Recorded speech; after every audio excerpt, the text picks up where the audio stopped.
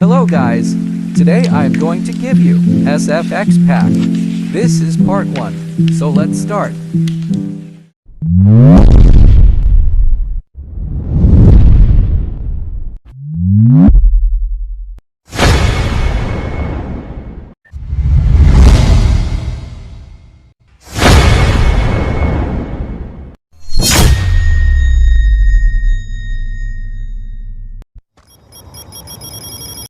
If you have any problem, then you can ask in comments. Thanks for watching.